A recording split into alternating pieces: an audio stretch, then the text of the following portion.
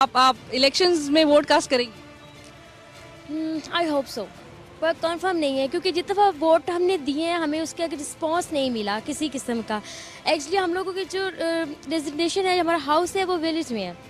उधर की प्रॉब्लम्स आप देखें, सिर्फ हमारे हल्के में थे चौधरी निसार साहब, जिन्होंने वाकई ही बेकैतुक उन्होंने काम किया है, हमारी आंखों सामने उन्होंने काम किया है, हमारे रोड्स प्रिपेयर किए हैं, हमें इलेक्ट्रिसिटी दी है, हमें पानी दिया है। पीटीआई वालों ने कहा था कोई पानी नहीं है, चाइना में गए उन्होंने वहाँ पे ना बिजली ना पानी, लेकिन हमारे एरिया में उन्होंने पानी भी दिया और सब कुछ दिया। लेकिन अब जब से दोबारा से इलेक्शन शुरू हो रहे हैं, दोबारा से पॉलिटिकल सिस्टम शुरू, कोई पानी नहीं है, कोई कुछ नहीं है, वो इस सारे प्रॉब्लम वापस के विलेज में आ गए हैं। सिटी की देखें तो आधे से ज़्यादा इस्लामाबाद पानी के प्रॉब्लम्स का शिकार है। रमज़ान शरीफ है, इलेक्ट्रिसिटी नहीं है, पानी नहीं है, लोग रोजे कहाँ से रखें, क्या करें? मुझे तो कुछ नजर नहीं था, लेकिन एक उम्मीद। वजह क्या है कि ये जो जिनको वोट दिया जाता है वो क्यों नहीं एतमाद हासिल कर पाते वोटर्स का, या जो उनको वोट दे रहे होते हैं उनकी तवक्कुआत पे पूरा क्यों नहीं उतर पाते? यही तो प्रॉब्लम है ना, यही तो हमें सोचना चाहिए कि हम वो हमारी तौकात पे क्यों नहीं उतरते। जब हम इतना उन पे ट्रस्ट करते हैं, हम उनको दोबारा मौका देते हैं।